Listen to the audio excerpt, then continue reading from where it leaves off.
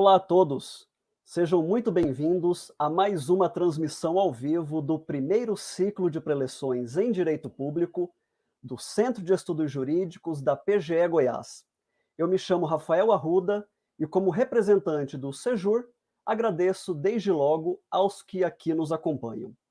Como já sabem, ao longo deste primeiro ciclo de preleções, receberemos aqui 12 ilustres juristas brasileiros que falarão sobre temas variados, temas de direito público relacionados às suas pesquisas, às suas atividades profissionais, investigações e aos seus estudos. Os títulos de todas as palestras correspondem sempre a um questionamento, a partir do qual os palestrantes proferirão as suas preleções. Preleção, segundo o dicionário, é palestra com finalidade didática, educativa. É, portanto, uma aula, lição. A pretensão, portanto, é a de contribuir para a elevação do debate jurídico no interior do órgão da Advocacia de Estado goiana e, de resto, oferecer um importante contributo à comunidade jurídica em geral acerca de temas relevantes e atuais. Para isso, contaremos hoje com a honrosa participação do professor Paulo Modesto, jurista baiano e personagem importante na discussão de temas relevantes de direito público no país, nomeadamente em matéria de reforma do Estado, neste que, não custa repetir, busca ser um espaço privilegiado pela pluralidade de escolas, pesquisas, ideologias e, claro, também de sotaques. Hoje, portanto, contando aqui com a participação do professor Paulo e, portanto, com o axé da Bahia. Eu tenho pelo professor Paulo, a quem considero como amigo, profundos respeito e consideração, admiração. Foi desde cedo alguém que me abriu as estreitas portas da academia brasileira, dando-me a oportunidade de expor os meus estudos e as minhas investigações acerca de parcerias na área da saúde, logo após eu ter retornado ao Brasil, após concluir os meus estudos de mestrado na Universidade de Lisboa, Portugal. O professor Paulo, portanto, é essa pessoa bastante generosa, que abre portas e a quem, portanto, sou muito grato. Portanto, professor Paulo, muitíssimo obrigado. Neste ciclo de preleções, portanto, e à vista de tudo que eu aqui disse, uma única coisa em comum: a riqueza do nosso direito público nacional. Este evento virtual conta com o apoio da Associação dos Procuradores do Estado de Goiás, a cuja entidade externo, desde logo, os meus agradecimentos. Bom, sem mais delongas, eu passo de imediato a palavra à Procuradora-Geral do Estado, Juliana Diniz Prudente, para recepcionar e apresentar o nosso palestrante de hoje. Doutora Juliana, por favor, tem a palavra. Boa tarde, doutor Rafael. Parabéns, mais uma vez, pela iniciativa à frente do nosso Centro de Estudos Jurídicos. E nós estamos aqui, eu tenho a honra de receber o professor Paulo Modesto, a quem dispensa apresentações, é professor de Direito Administrativo pela Universidade Federal da Bahia, presidente do Instituto Brasileiro de Direito Público, autor do recente livro Café com Prosa, Crônicas de Direito e Reforma do Estado. E hoje vai nos brindar com uma palestra com o tema Reformas Constitucionais e Segurança Jurídica, um problema de difícil equação? Então eu chamo aí, muito obrigada, vamos receber o professor Paulo Modesto. Bom, boa tarde. Em primeiro lugar, quero agradecer muito o convite que recebi da doutora Juliana, doutor Rafael Arruda, velho amigo. É prazer sempre estar com vocês e mais ainda reencontrar os procuradores do Estado de Goiás. Eu tenho sobre essa temática uma série de reflexões, vou tentar coordená-las aqui em pouco tempo para que a gente possa também eventualmente continuar com debates. Nós temos, e eu estava sugerindo ao Rafael, a possibilidade de fazer uma análise também diacrônica sobre esse tema. tentando identificar como o tema das emendas constitucionais e da segurança jurídica era percebido na década de 90 e como é percebido hoje. E talvez nesse contraponto nós percebermos a riqueza do tema, como ele pode ser, de modo abrangente, identificado. Eu não vou apresentar o tema das emendas constitucionais, seria algo trivial. Sabemos todos que as emendas constitucionais são um modo eminente de produção normativa, que exige uma especial atenção do Congresso, com uma iniciativa qualificada e também com votação qualificada de 3/5, algo trivial que todo mundo deve saber. Mas o que é interessante a gente identificar é que na década de 90, o que era basicamente discutido quando pensávamos o tema da segurança jurídica e das emendas constitucionais era uma visão ligada à ideia das cláusulas pétreas, em primeiro lugar, portanto, aos conteúdos da Constituição que não poderiam ser objeto de modificação pelo poder de reforma constitucional. A discussão sobre núcleo essencial, portanto, destes conteúdos, já que o próprio Supremo Tribunal Federal havia afirmado, como a literatura mais avançada também autorizava, que não era o texto que não poderia ser alterado, e sim o núcleo essencial que eventualmente, se incidisse em alguma cláusula pétrea, não poderia sofrer alteração. Portanto, aperfeiçoamentos do sistema e algo que não afetasse o núcleo essencial, mesmo de conteúdos relacionados às cláusulas pétreas, estes poderiam sofrer alteração. Portanto, temos aí duas temáticas, a temática propriamente das cláusulas pétreas e a temática daquilo que nelas é núcleo essencial. Segunda questão era um foco excessivo no tema dos direitos adquiridos, né? Na discussão entre aquilo que incorporava ou não incorporava no patrimônio jurídico dos indivíduos. Uma discussão que passava por um debate na década de 90 entre direitos adquiridos propriamente dito e a garantia dos direitos adquiridos, que está lá no artigo 5º da Constituição, e que referia ao legislador. Mas esta dualidade foi ao longo do tempo sendo superada, inclusive com uma posição muito interessante do ministro Sepúlveda Pertence, que sustentou que os direitos adquiridos a que estavam protegidos como cláusula pétrea eram direitos adquiridos de matriz constitucional. Né? Não qualquer direito adquirido, não uma situação jurídica criada, por exemplo, com a posse de alguém num cartório, sem ter feito concurso público, violando a Constituição, criando uma situação subjetiva de vantagem inconstitucional e não coberta pela Constituição. Não é isto que se protege. O que se protege são direitos adquiridos constitucionais. E isso se compatibilizou também com a posição que eu assumi na ocasião, que chamava a atenção da subversão que nós teríamos se qualquer situação subjetiva de vantagem fosse considerada cláusula pétrea. Com essa posição do Sepúlveda, isso ficou resolvido, tanto que o princípio da irredutibilidade, a garantia da irredutibilidade, passou a ser uma norma de bloqueio, já que tem matriz constitucional direta. E havia também um aspecto das defesas processuais. Na década de 90 já se falava que os parlamentares poderiam, usando um mandado de segurança, ingressar no Supremo Tribunal Federal para combater processos de tramitação de emendas constitucionais quando houvesse violação do devido processo ou de normas procedimentais necessárias. Não é que, como bem disse o Supremo fizesse um controle de conteúdo preventivo no Supremo Tribunal Federal. Não, o Supremo não faria isto, aguardaria a aprovação do conteúdo e a deliberação do Congresso Nacional para então avaliar se haveria ou não inconstitucionalidade em face das cláusulas pétreas e os conteúdos não modificáveis da Constituição. Mas a violação do devido processo já era considerada um fator de insegurança jurídica e de violação imediata à Constituição, que permitiria a atuação do Supremo Tribunal Federal. Esse era o debate na década de 90, era um debate profundamente ligado a conteúdos inalteráveis, que traduziria uma ideia fundamental de direito que a Constituição deseja proteger.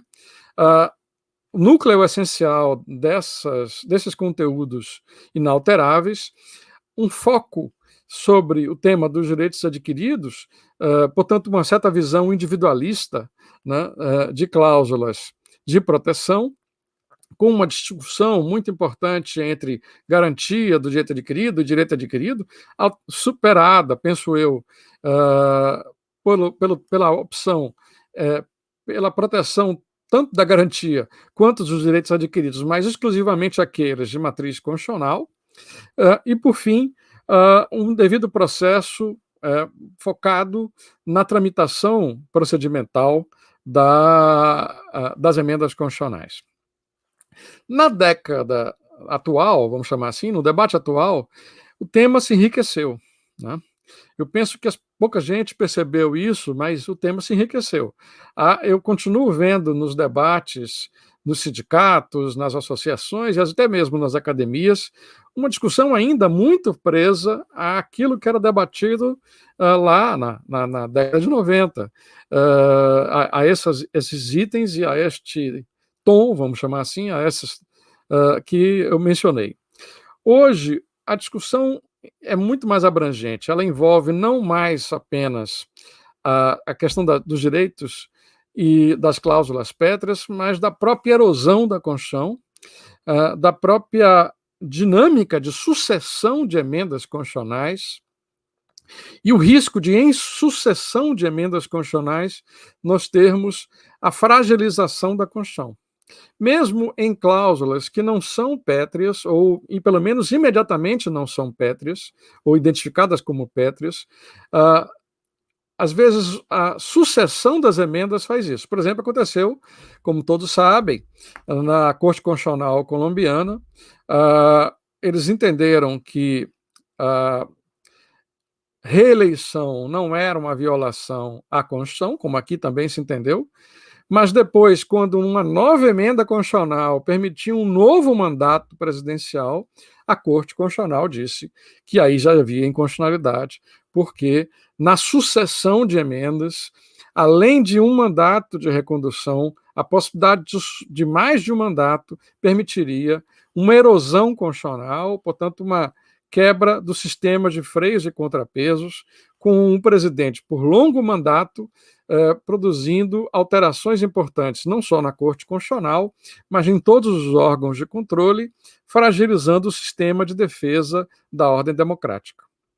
Vejam, portanto, que a inconstitucionalidade de uma recondução não foi proclamada, mas a recondução de um segundo mandato, que em tese seria a mesma coisa, foi percebida como um processo de erosão constitucional. Portanto, a segurança jurídica e a segurança democrática, que estão hoje muito ligadas, é outra mudança de tom do debate em matéria de segurança jurídica, fez com que a Corte entendesse que haveria inconstitucionalidade, então, de uma nova recondução. Portanto, a discussão hoje é menos focada apenas em conteúdos inalteráveis, mas a discussão passa por um tema da segurança jurídica, pela proteção da confiança e pela invocação da segurança jurídica diretamente. Não é preciso reportar aqueles conteúdos específicos que estão lá referidos na Constituição como cláusulas pétreas, mas a própria ideia de segurança jurídica e de segurança democrática passa a ser invocável diretamente, para proteger não apenas aqueles que já têm direito adquirido e já completaram todos os requisitos de uma situação subjetiva, mas também aqueles que estão em processo de aquisição ou que foram, por exemplo, apanhados por uma norma transitória que fotografa uma situação jurídica e oferece uma ponte normativa entre uma situação anterior e uma situação futura. Portanto, nós temos aí mudanças que são sutis, né? Primeiro, a invocação da segurança jurídica de modo direto e não pela via dos direitos adquiridos apenas. Segundo, uma valorização da segurança democrática e dos processos de impedir erosões democráticas e abuso de alterações constitucionais, também hoje, de forma mais abrangente, o tema do constitucionalismo abusivo. Nós temos a discussão também da revalorização das normas transitórias, identificando que mesmo aqueles que não tenham completado os requisitos não podem ter a sua confiança fraudada na medida em que o poder público, ao editar uma norma de transição, está prometendo um rito de passagem entre uma alteração, uma situação jurídica anterior a uma emenda constitucional e a situação nova. É como eu usei já várias vezes a metáfora, como se a Constituição oferecesse, no momento de uma emenda constitucional, uma passagem de avião, alguém ingressasse nesse avião com uma transição previsível até um destino final mais longínqua, mais demorada do que a norma anterior, passada, e menos do que a nova, mas o sujeito ingressando no avião não pode, esse avião, no momento em que está já pousando, ter sua rota novamente alterada. Ou seja, a fragilização de normas transitórias, a ruptura com normas transitórias seria ela mesma inconstitucional. A emendabilidade de normas transitórias, em alguns casos, passa a ser problemática. Eu escrevi um artigo sobre isso, envolvendo o ADCT do brasileiro, chamando a atenção que é preciso diferenciar normas dentro do ADCT, normas que são transitórias, porém envolvem situações subjetivas de passagem, e normas que são transitórias de modo contingente, né? O que eu chamei de normas transitórias de calibração, aquelas que calibram situações jurídicas ao longo do tempo, diacronicamente, e normas transitórias contingentes. As normas transitórias contingentes podem ser alteradas. As normas transitórias de calibração, no meu entender, não, seja porque podem envolver o que o Celso Antônio chamou, num artigo brilhante, de direito adquirido proporcional, seja o que eu chamei, em outro artigo, de direito adquirido condicional, aquele em que estabelece, através de normas de transição, condições, mas condições essas que são inalteráveis ao arbítrio de outrem, né? Condições que cabe ao beneficiário preencher, e uma vez que ele preenche, ele adquiriu o direito, e mesmo que ele não tenha ainda preenchido, ele está em vias de preencher, porém já numa situação de direito adquirido condicional.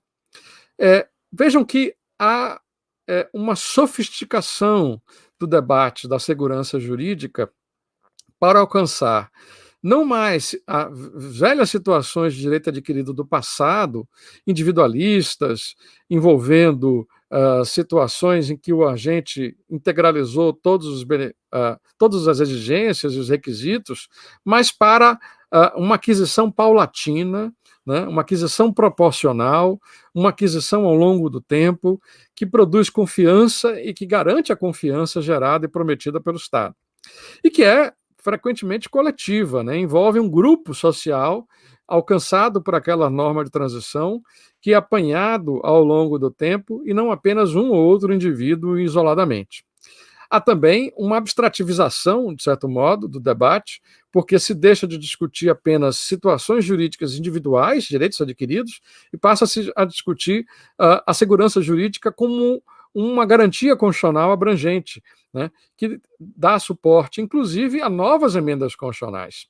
Porque se nas novas emendas constitucionais eu tenho normas de transição e as normas de transição passadas não são respeitadas, não há nenhuma garantia efetiva nas normas de transição novas. As normas de transição novas deixam de ter a reputação de normas de garantia e passam a ter a reputação de normas de engodo, porque elas sequer estão respeitando as normas transitórias anteriores.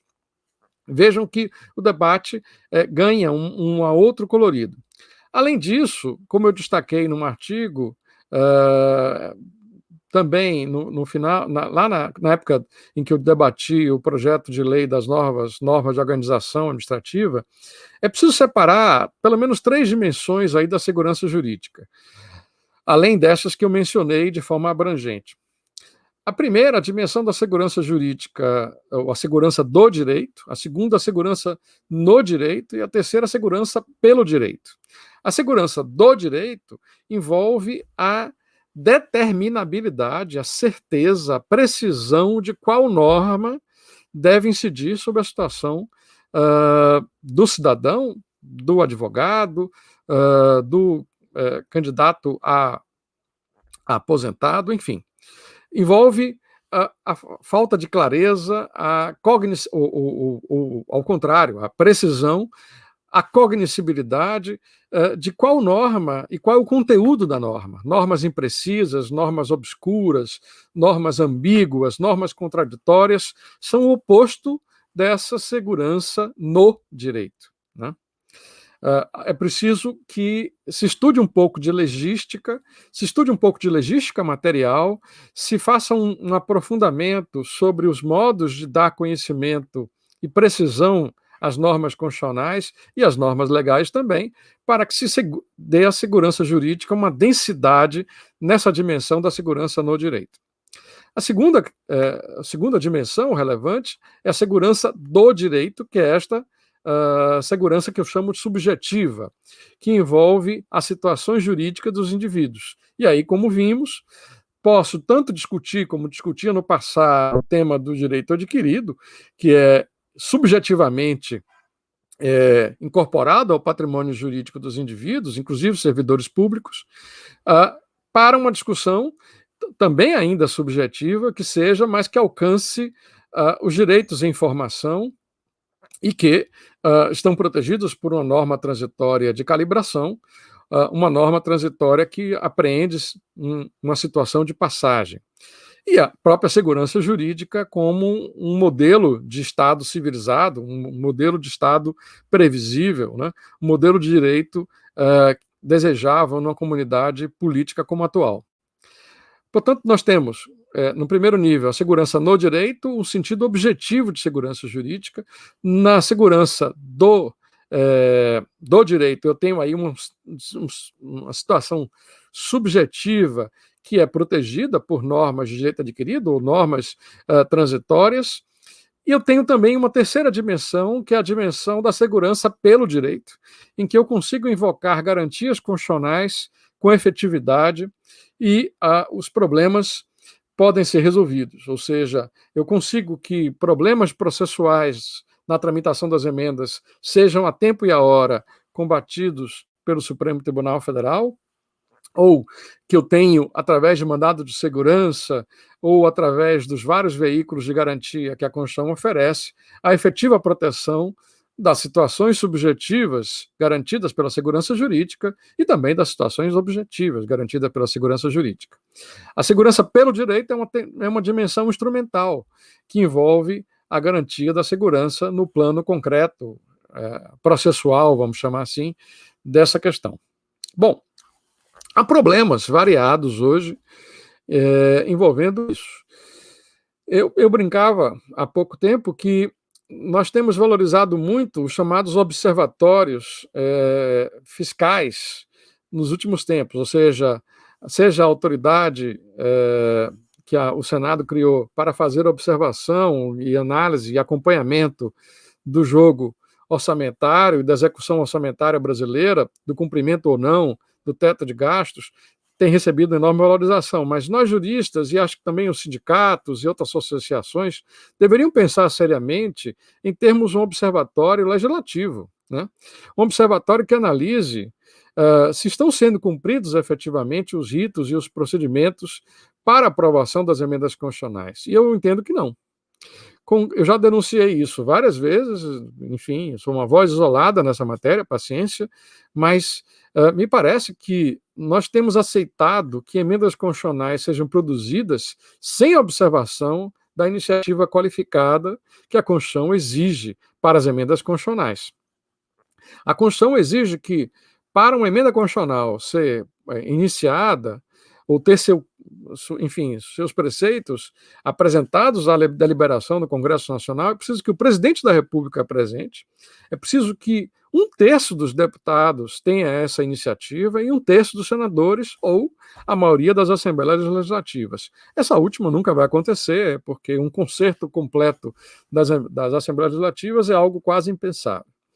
Mas 1/3 dos deputados, 1/3 dos senadores é a rotina das emendas constitucionais que nós temos tido no Brasil.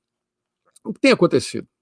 O que tem acontecido é que o presidente da República às vezes apresenta uma proposta de emenda constitucional lacônica, uma proposta de emenda constitucional sintética, e esta proposta é ampliada, modificada, alterada, com grande flexibilidade, portanto, com grande insegurança jurídica, por um personagem isolado chamado relator na comissão especial.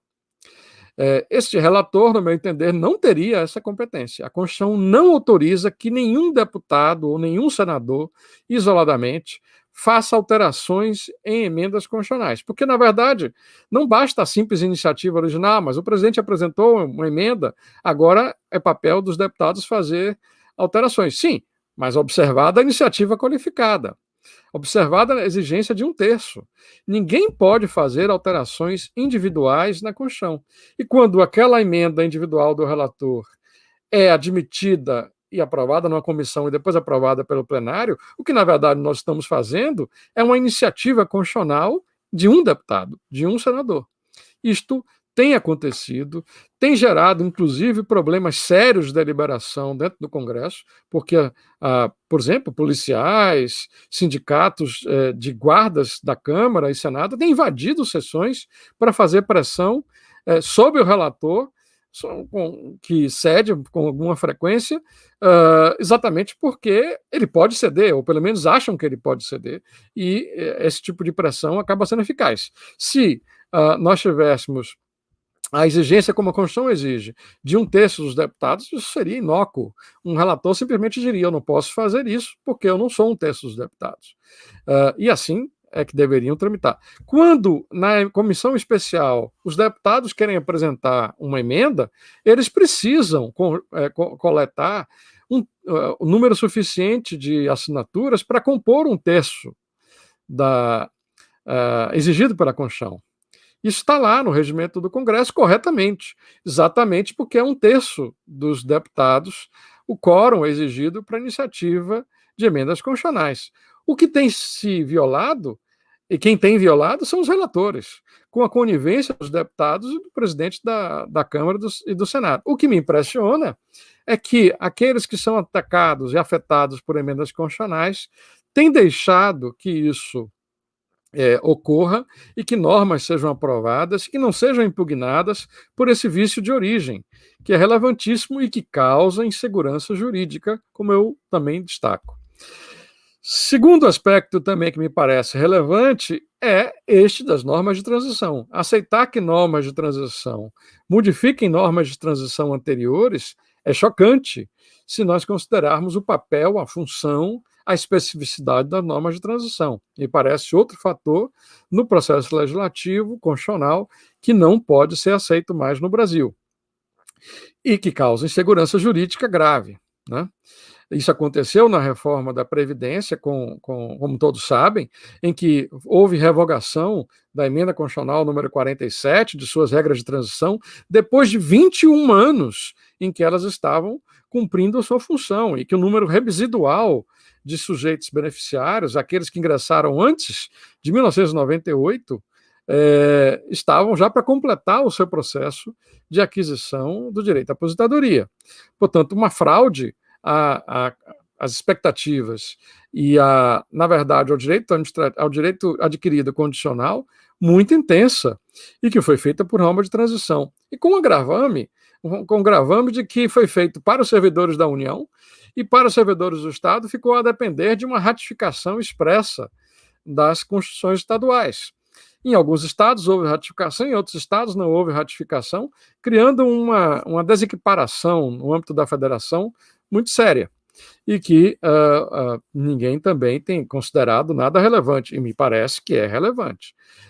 Ou seja, esta alteração de normas transitórias, de calibração, em relação a normas transitórias que estão com um enorme período de vigência, já a quase expirar as suas funções, por uma norma transitória nova, é uma violação à segurança jurídica a não poder mais, é um abuso do poder de emenda gravíssima e que ainda não recebeu por parte do nosso Supremo Tribunal Federal a censura que me parece adequada. É óbvio que eu entendo que tudo isso não impede a constante renovação da Constituição. Você respeitar as normas de transição que ao longo do tempo foram sendo estabelecidas na verdade, dar segurança e tranquilidade aos atores constitucionais e aos agentes do Estado de que o Estado poderá se renovar, o Estado poderá alterar suas situações jurídicas sem traumas. É exatamente o oposto. Se nós ficarmos causando traumas e fraturas e desdizendo normas transitórias, cuja única função é oferecer segurança jurídica, nós vamos estar criando, ao contrário, um bloqueio para as emendas constitucionais, uma apreensão em relação às emendas constitucionais muito mais intensa. Portanto, eu sou daqueles que entendem que o Estado deve permanentemente revisar a sua Constituição, deve renovar-se para evitar a insinuação dos golpes, né? Evitar que haja uma tentativa permanente de ruptura da Constituição. A Constituição que não se atualiza, ela, na verdade, entra em ruptura.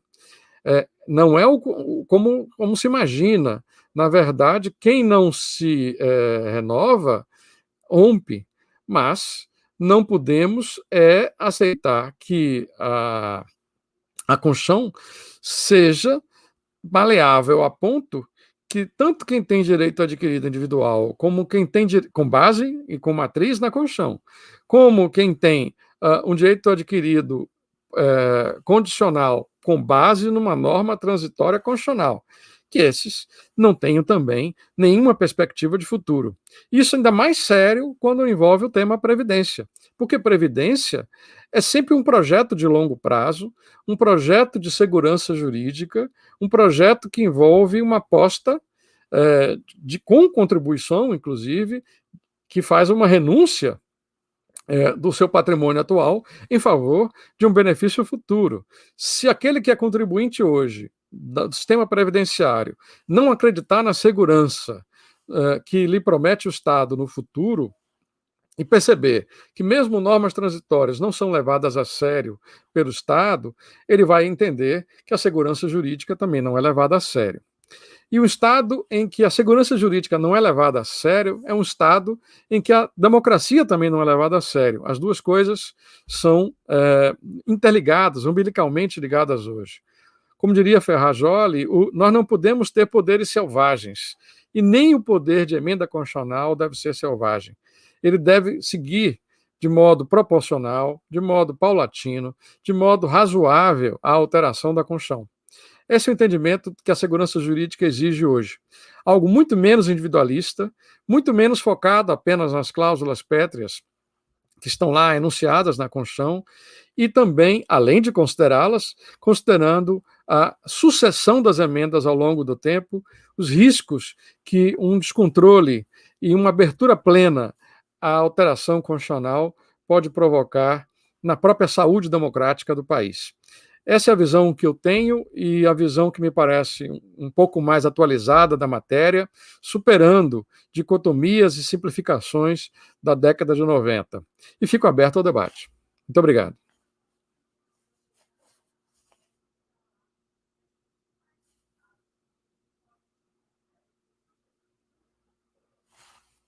Está sem voz, Rafael, está sem voz. Desculpe-me, agora sim. Professor Paulo, meus parabéns pela palestra, didática, clara e, sobretudo, muito instigante, porque nos faz pensar, nos faz refletir sobre dificuldades contemporâneas que temos enfrentado e que aqui você pôde expor muito bem.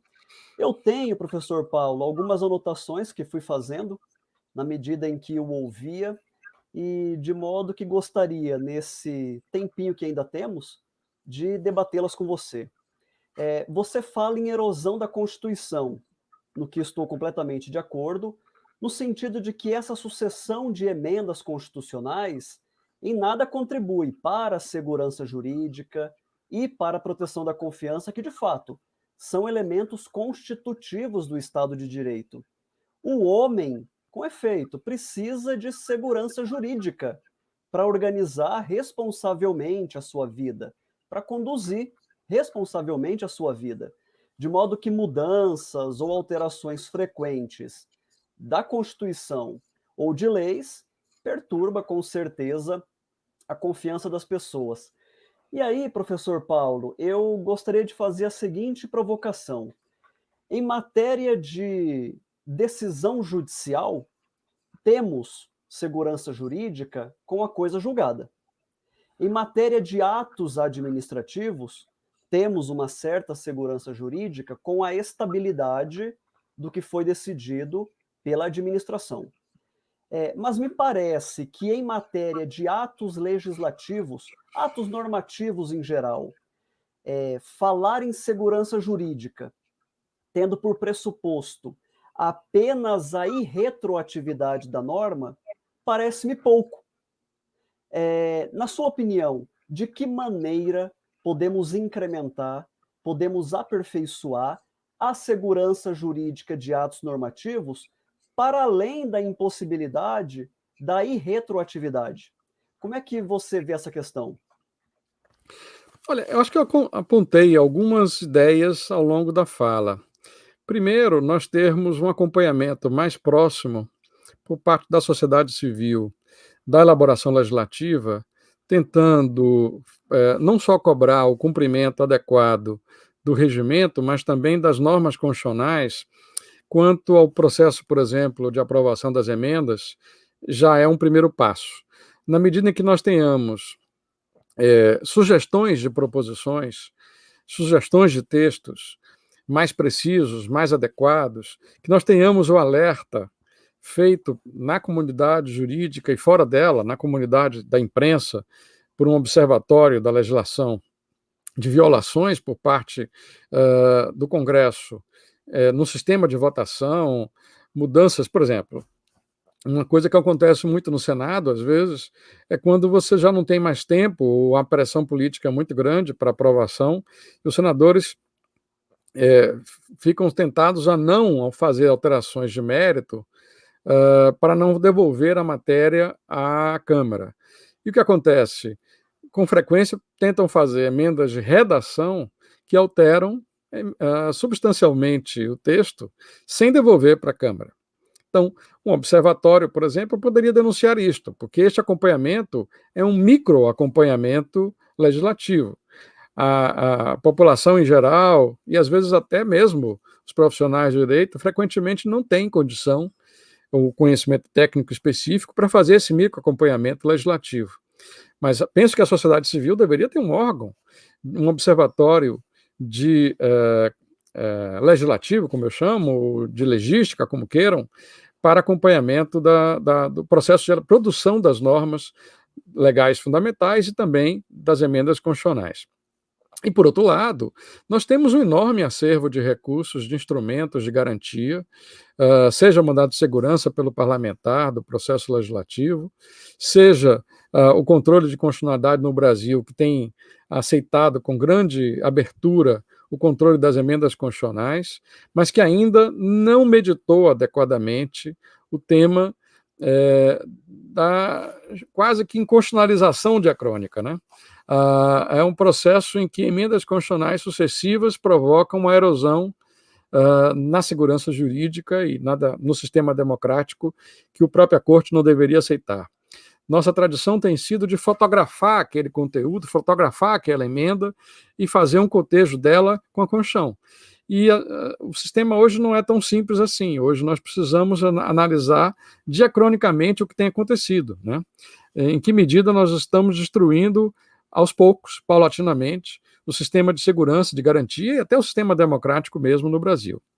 E a realidade vai revelando muita coisa, né? A realidade vai revelando que alguns aperfeiçoamentos ao sistema hoje de freios e contrapesos é necessário. Por exemplo, eu tenho sustentei ontem, inclusive, num debate no mestrado, a convite do professor Carlos Ari, que nós precisamos ter mecanismos de diálogo de poderes mais sofisticados. Por exemplo, o Senado poderia aprovar, por resolução, uma medida de urgência para que o Supremo Tribunal Federal delibere uma matéria que está paralisada há mais de um ano dentro do Supremo, diminuindo o poder de agenda do presidente do Supremo, por exemplo. E vice-versa. O Supremo, na medida que declarasse a inconstitucionalidade por omissão em qualquer matéria que pende de regulamentação no Congresso Nacional, deveria existir na Constituição um procedimento de aceleração da tramitação de propostas de lei em curso no Congresso Nacional, em decorrência da aprovação de uma declaração de inconstitucionalidade por omissão, por exemplo. De tal forma que não tivéssemos a tentação de fazer medidas provisórias, ou o próprio Supremo legislar ante a inércia do Congresso e ante a ausência de uma aceleração do processo. Nós temos mecanismos de aceleração do processo legislativo envolvendo o pedido de um presidente, o pedido de líderes. Isso poderia ser feito para uma declaração de inconstitucionalidade por omissão, por exemplo. Também está claro, depois do que aconteceu recentemente, que no rol lá das autoridades que deveria contar com a aprovação do Senado Federal, está lá o delegado-chefe da Polícia Federal. Está claro que a Polícia Federal hoje tem um papel tão relevante na investigação das autoridades federais que não pode o chefe da Polícia Federal ficar dependendo dos bons humores e das boas práticas do presidente da República de plantão ou do ministro da Justiça de plantão. É preciso que, do mesmo modo que aquele está lá no rol das autoridades, o Procurador-Geral da República, o presidente do Banco Central, que esteja também o delegado-chefe da Polícia Federal. Enfim, nosso sistema precisa de aperfeiçoamentos, a realidade política vai revelando uma série de coisas. Eu fiz 24 propostas ontem, não vou fazer todas aqui. Acho que é preciso aperfeiçoar o sistema de administração, oferecer algumas garantias para alguns agentes públicos de forma qualificada, envolver o Congresso na nomeação de alguns agentes públicos também. E nada disso está lá na proposta da reforma administrativa. E é preciso que isso aconteça. É preciso que exista uma interação melhor entre os poderes, não na base da ameaça e da retórica, mas na base de instrumentos processuais automáticos, em que agendas urgentes sejam deliberadas, matérias que estão paralisadas no Congresso sejam decididas, matérias que estão paralisadas no Supremo sejam decididas, e que a nação não fique aguardando eternamente os humores, seja do presidente do Supremo, seja do presidente do Senado ou da Câmara, e a Constituição funcione, né, como no seu jogo de xadrez entre os poderes, permitindo respostas constitucionais a tempo e a hora adequadas. É preciso, e segurança jurídica é tudo isso. Segurança jurídica é um bom concerto de poderes. Não é apenas situações individuais, né? É o sistema respondendo adequadamente e oferecendo respostas institucionais previsíveis, e não segundo humores de pessoas singulares, que podem ser bem intencionadas, mal intencionadas, não importa. Eu não faço jogo político, eu não estou preocupado quem é o atual presidente do Supremo, ou quem é o atual presidente da República, quem é o atual presidente do Senado ou da Câmara. O que tem acontecido é que nós temos descoberto uma grande vulnerabilidade do sistema a situações individuais. Isso não pode continuar. Nós precisamos ter o sistema bem calibrado, com respostas rápidas e com respostas previsíveis, sobretudo, para que o cidadão não seja sobressaltado. Há alguns anos, nós temos vivido, com todo respeito ao México, novelas mexicanas, em que diariamente nós ficamos sobressaltados com o que vai acontecer no dia, conforme os humores de presidente A, B ou C, de qualquer dos poderes. Isso não pode ser. Nós precisamos realmente aperfeiçoar o sistema democrático para que isso não aconteça, e cabe a quem tenha um nível de conhecimento de como funciona o Congresso e que estude isso, sugestões para aperfeiçoamento. Eu quero colaborar nisso, porque eu conheço, trabalhei no Congresso Nacional durante pelo menos 2 anos, conheço de perto o funcionamento da casa e tenho estudado a matéria, por isso que me sinto legitimado a oferecer sugestões. Mas acho que todo mundo que estuda tem que oferecer sugestões, sim, e o Congresso tem que debatê-las. Porque também o Congresso, ele se legitima na medida em que ele percebe que o Supremo não está concorrendo com ele, em que o Supremo é previsível, o Supremo também será deferente ao Congresso na medida que percebe que o Congresso está respondendo, que a matéria não vai ficar 20 anos sem disciplina normativa, como aconteceu com o direito de greve dos servidores públicos, e que o Supremo não precisa ficar adotando soluções criativas ou de aplicação analógica, porque o Congresso responderá.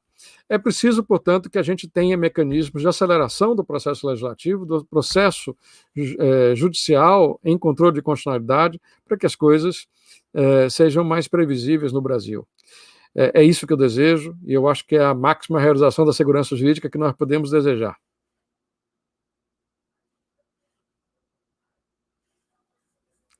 Mais perguntas, Rafael? Estou à sua disposição.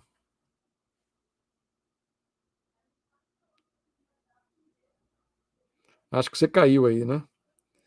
Estamos subindo, Rafael. Pois não. Bom, eu continuo ativo aqui. Falei uma opção de coisas, podia falar outras tantas, mas me parece que é preciso fechar esse espaço dos relatores também das emendas constitucionais. O próprio Congresso poderia deliberar sobre isso, numa mudança regimental, deixando claro que o papel dos relatores na comissão especial é quase que de composição de um Frankenstein, ou seja, o relator deve pegar a proposta que veio do presidente da República, pegar a proposta que tenha 1/3 dos deputados e senadores e fazer o seu lego, né, a sua composição sem uma criatividade individual. Eu falava, Rafael, enquanto você caiu aí 1 minuto, também de aperfeiçoamentos que nós podemos ter no processo de aprovação das emendas, por mudança simplesmente do regimento do Congresso, explicitando, que me parece, ou por decisão das presidências das casas, explicitando que, individualmente, esses presidentes, esses relatores, nas comissões especiais, não podem fazer essa alteração. O Supremo também pode se pronunciar sobre isso, se caso alguém faça a provocação desse tópico. Portanto, há muito o que fazer em matéria de segurança jurídica no Brasil. Podia ficar aqui horas, mas eu tenho que ser didático e resumido. E o que eu quero é que a gente tenha um pouco mais de segurança jurídica em face das emendas constitucionais.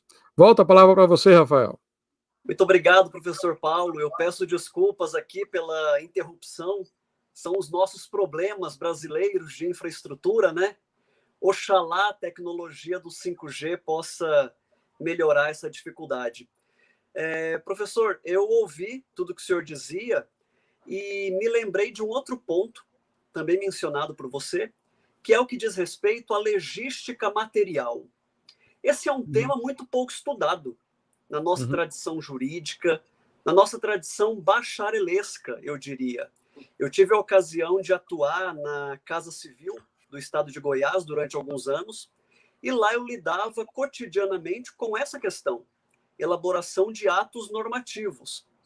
E, como dizia o então ministro do Supremo Tribunal Federal, Vitor Nunes Leal, lidar com atos normativos, com a elaboração de atos normativos, é como mexer com fogos de artifício. Explosões sempre haverá. E o resultado pode não lá ser grande coisa. Pode não lá ser tão satisfatório. Enfim, o que é que ele queria dizer com isso? Em estudos de direito público e outros estudos, que lidar com a elaboração de atos normativos é algo muito complexo. Nesse sentido, eu lhe perguntaria, os estudos de impacto regulatório previstos aí na Lei da Liberdade Econômica, na Lei das Agências Reguladoras, em certo sentido, na 13655 de 2018, que fez alterações à LINDB, eles parecem ser um esforço para tornar o ato normativo, como você mesmo disse, menos contraditório, menos ambíguo, mais claro, enfim, para que tenhamos um ato normativo minimamente mais compreensível. Parece ser uma contribuição importante. Exatamente, eu concordo. Todas essas normas, elas, de certa forma, refletem as angústias disso. Nós temos, curiosamente, um dos poucos países, somos um dos poucos países em que há previsão constitucional de uma norma de legística, né? A Lei Complementar 95 foi prevista na Constituição, mas o foco que nós demos no Brasil até hoje foi muito de legística formal.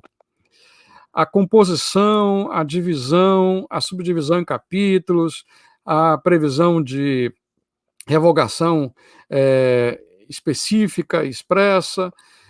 São poucos os aspectos da Lei Complementar 95 que dizem respeito à legística material.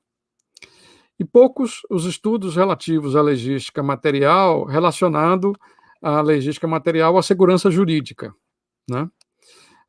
Eu tenho estudado um pouco esse assunto, tenho estudado o tema à luz também das normas de transição, num livro que eu estou escrevendo, que tem me dado um trabalho enorme, e escrito aos poucos, que eu parei nessa confusão da pandemia por conta de achar que tudo que eu tinha escrito até hoje ia ser póstumo, e eu resolvi que era, então, bom publicar logo algumas coisas antes que a organização fosse caótica e ninguém cuidasse de organizar adequadamente o que eu escrevo. E eu sempre fico guardando as coisas para publicar no futuro, achando que eu vou complementar, eu resolvi que não, agora é hora de, sem complementações, publicar muita coisa que já escrevi. Mas, enfim, voltando para a nossa história, por isso publiquei recentemente, como foi destacado aqui pela eminente Procuradora-Geral, o livro Café com Prosa, que reúne os textos leves mais recentes que escrevi, muitos dos quais tratando do tema das normas de transição e da segurança jurídica, sobretudo na reforma da Previdência, que me ocupou todo o ano de 2000 e uma parte de 2019 também.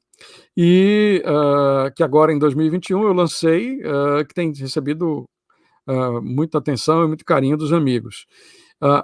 Portanto, essa discussão sobre segurança jurídica, normas de transição e tal, estão lá já no Café com Prosa, que eu convido aqueles que se interessem por essa temática a conhecerem. Mas há outros textos que eu começo a pensar que envolvem legística material, envolvem segurança jurídica, envolvem a função das normas de transição também, envolve o modo de redação e envolve, sobretudo, o papel que as Cortes Supremas podem exercer no controle de constitucionalidade da legística material, a partir do princípio da segurança jurídica, né?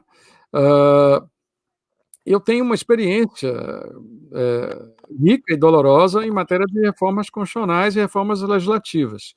Eu, por exemplo, trabalhei com um grupo fantástico de juristas para renovar a lei, o Decreto-Lei 200, a gente queria revogar o Decreto-Lei 200 e alterar isso. Fizemos, durante 18 meses, reuniões com Maria Silva, Zé de Pietro, Carlos Ari Sunfeld, Almiro do Couto e Silva, Maria Celli, Floriano, Carlos Ari, enfim, um grupo qualificadíssimo de professores, e a elaboração era dura, né? Todos nós apresentávamos um relatório, sugestões, depois os outros atacavam, e a dialética era intensa, porque não é fácil produzir normas.